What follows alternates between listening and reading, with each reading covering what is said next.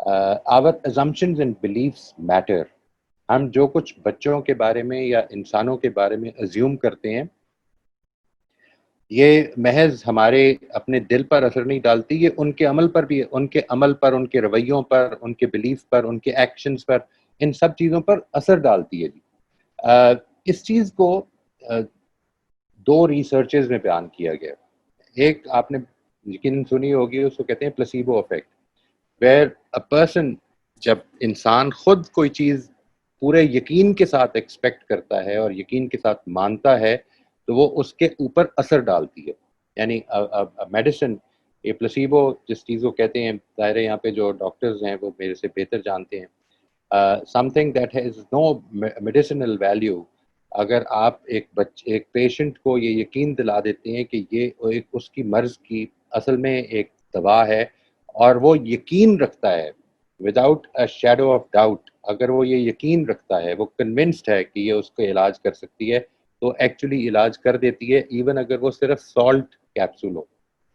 ایک اور ریسرچ بھی ہے اسی دائرے کی، وہ اصل میں آپ کی ایکسپیکٹیشنز ریگارڈنگ ادرز اس سے ریلیٹڈ ہے. اس کو کہتے ہیں جی پگمیلین effect, PYGMALION.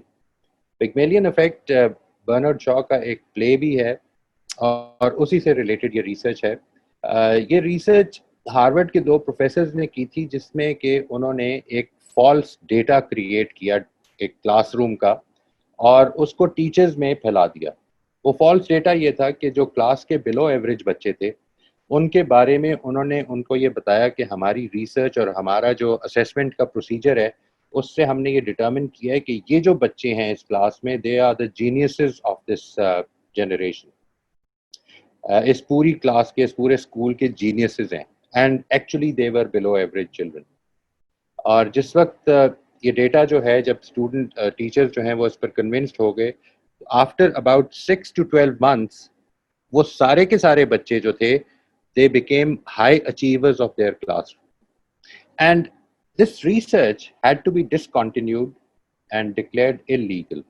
The reason was کہ یہ بچے تو ابو ایوریج ہو گئے، ہائی اچیورز ہو گئے، لیکن جو ایکچولی ابو ایوریج بچے تھے، جن کی اصل میں معاملات ٹھیک چل رہے تھے، وہ بلو ایوریج ہونا شروع ہو گئے، because now the teachers did not believe they were good enough. Unconditional love gives children confidence to share. Unconditional love، ہم اس کو تھوڑا سا آگے چل کے ابھی we will be taking it up.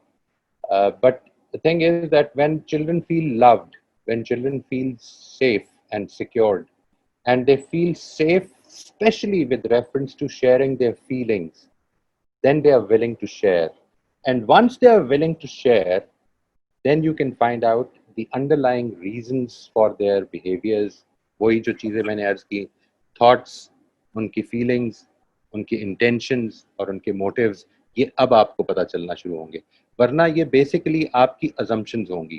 لیکن ایک چیز کو ہمیشہ ذہن میں رکھیے، جس طرح میں نے یہ پوائنٹ نمبر 2 میں عرض کیا کہ sometimes even children are themselves not aware of the underlying reason.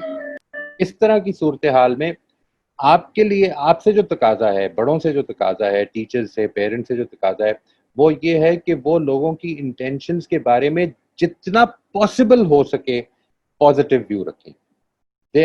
Children are, ان کے بارے میں یہ ازیوم کریں کہ they intend good rather than assuming that they intend to take advantage of me. This is what is necessary. Otherwise، جس طرح میں نے عرض کیا یہ سیکنڈ لاسٹ پوائنٹ میں، جو آپ ازیوم کر رہے ہیں وہ ریالٹیز بننی شروع ہو جائیں گی.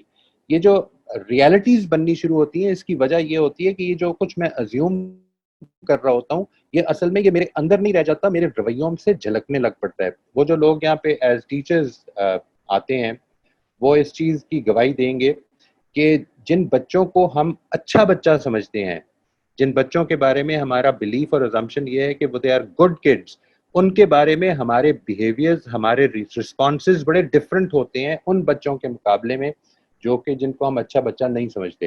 وہ اگر غلطی کریں تو ہمارا ریئیکشن زیادہ سیویئر ہوتا ہے، اور اگر اچھے بچے جن کو ہم سمجھتے ہیں وہ اگر غلطی کریں تو ہم ان کو پھر بھی انکریج کر رہے ہوتے ہیں.